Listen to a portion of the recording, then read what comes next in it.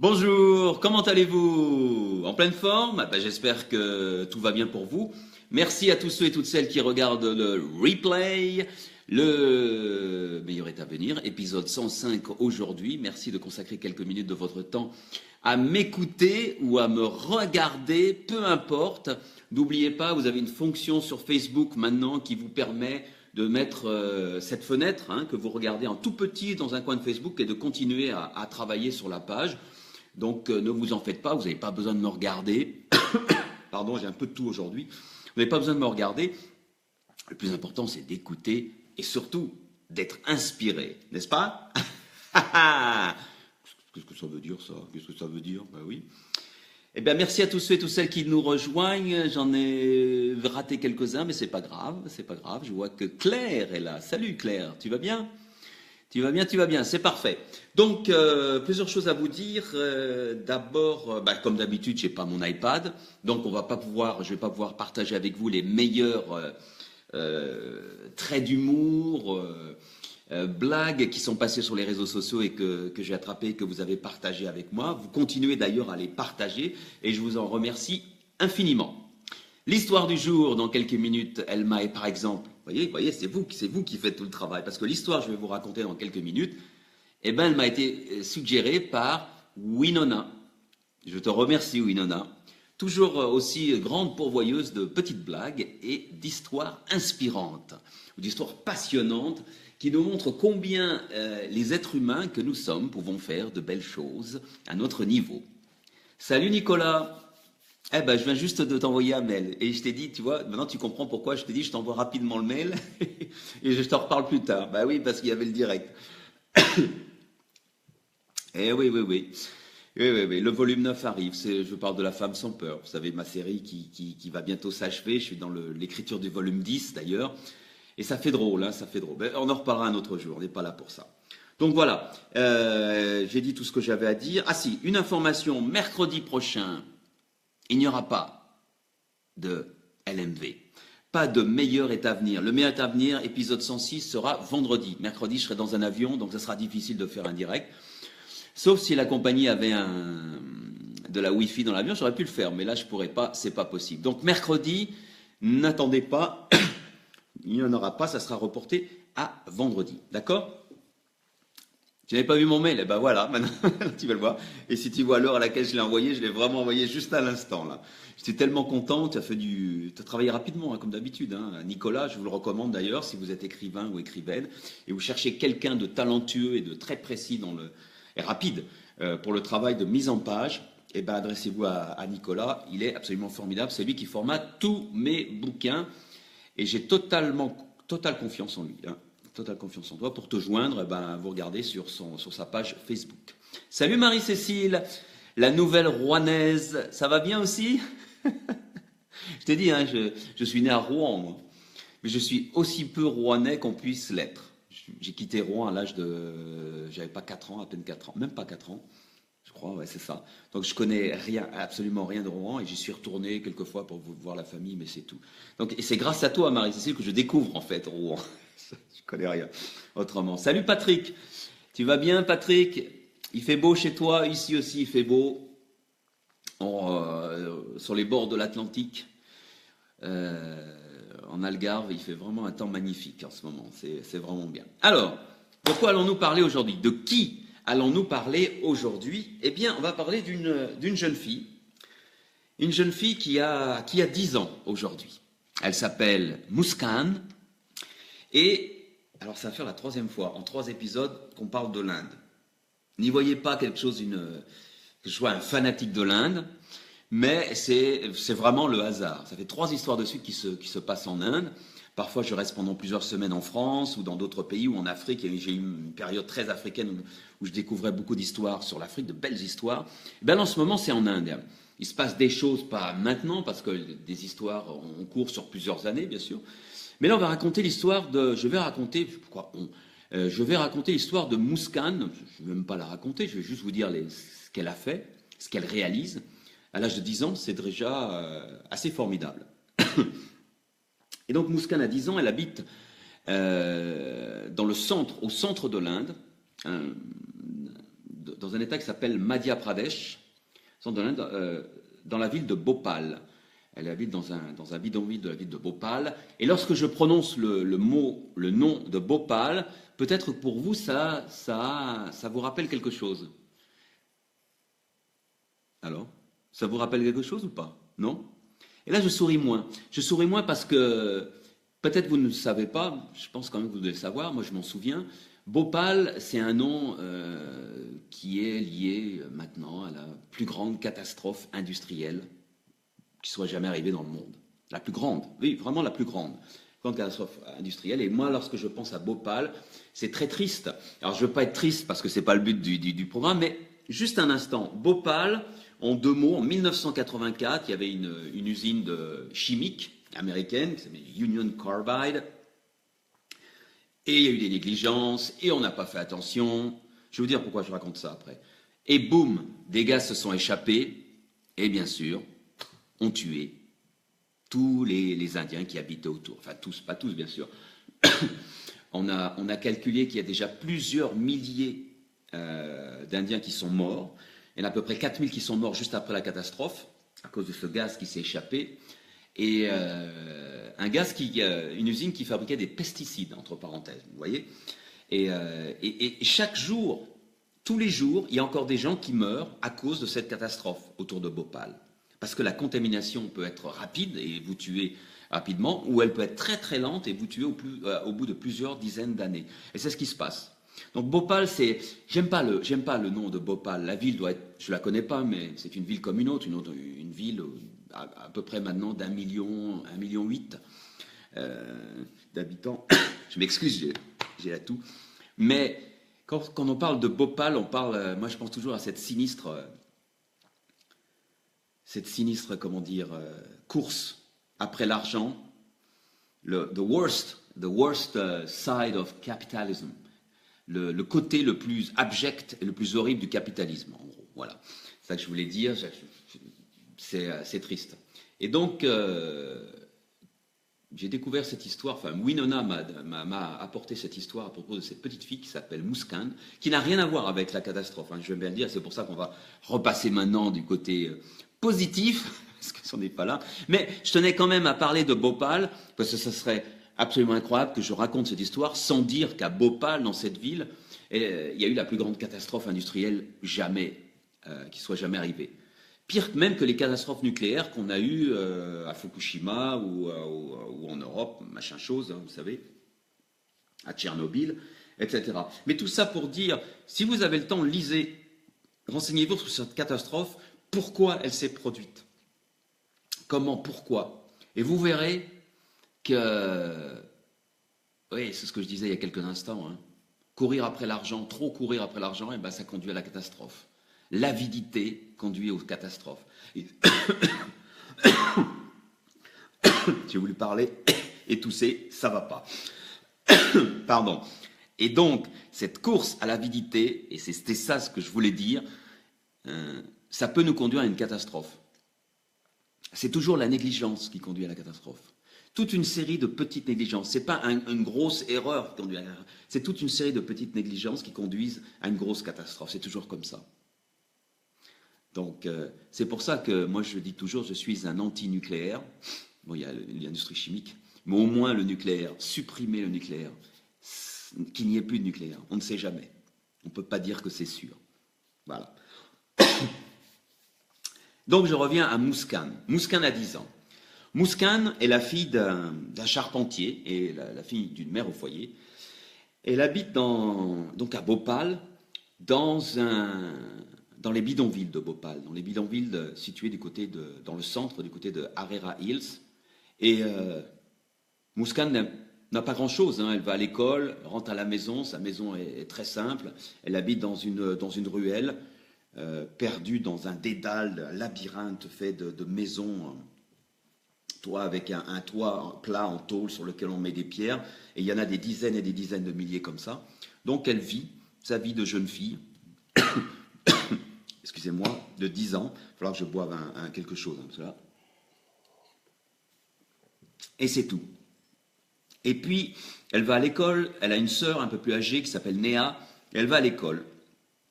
Donc, la vie se poursuit tranquille, sans qu'il y ait rien de particulier, jusqu'au jour où il y a une équipe de la ville de Bhopal, qui vient rendre visite à leur bidonville. Pourquoi? Parce que c'est une équipe de l'éducation. Et ils ont noté qu'à Bhopal, c'est bien, les enfants, même les enfants des bidonvilles, vont à l'école. Et ça, c'est bien, parce que l'éducation, c'est hyper important. Mais ils ont noté que les enfants vont à l'école, et dès qu'ils quittent l'école, ils font plus rien. Ils étudient très peu, ils lisent pas du tout. Et donc, ils essaient de trouver un moyen de les encourager un peu plus à lire, et de façon à ce que leur niveau scolaire soit meilleur, que l'éducation soit meilleure, qu'ils aient plus de chances dans le futur. Et ce qui se passe, c'est que donc cette team circule dans les bidonvilles, là où vit Muskan, la petite Muskan, et ils réunissent les enfants, c'est les fêtes de fin d'année, on est à la fin 2015, et ils disent on va organiser des jeux, etc., on va vous tester un petit peu pour voir quel est votre niveau. Et ils font plusieurs tests, ils jouent avec les enfants, ils font des quiz, et à la fin de tout ça, il y a une personne qui gagne le quiz, parce qu'il y avait une petite compétition, les enfants aiment ça, jouer, et c'est Muskan qui gagne la compétition, qui gagne ce quiz qui est organisé par cette team de l'éducation de la ville de Bhopal. Et ils discutent un petit peu avec Muskan, et les responsables se rendent compte qu'elle est très affûtée, elle est rapide d'esprit, elle est vive, et se disent, tiens, cette petite fille peut-être pourrait nous aider.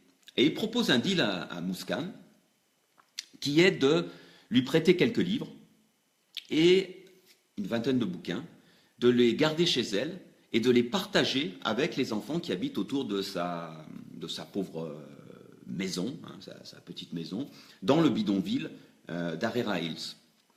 Et Muskan est tout emballée, bien sûr. À ce moment, elle n'a même pas 9 ans. et bien sûr, elle dit on y va, on fait ça. Donc la team lui fournit 25 livres, elle les garde chez elle. Et ensuite, elle fait un petit peu de pub autour d'elle pour dire écoutez, j'ai des bouquins, je vais faire une sorte de bibliothèque. Allez, venez après les classes à 4 heures d'après-midi, vous venez à la maison et je vous prêterai des livres, on lira des bouquins ensemble, etc. Ok. Mais Muskan est douée parce qu'elle commence à faire du bouche à oreille, elle fait un petit peu ce qu'on appelle du marketing, et rapidement, les 25 livres sont lus. Ben ouais, 25 livres, c'est rien. Lorsqu'on est des enfants et qu'on a envie de découvrir des histoires, 25 bouquins, ça se lit rapidement.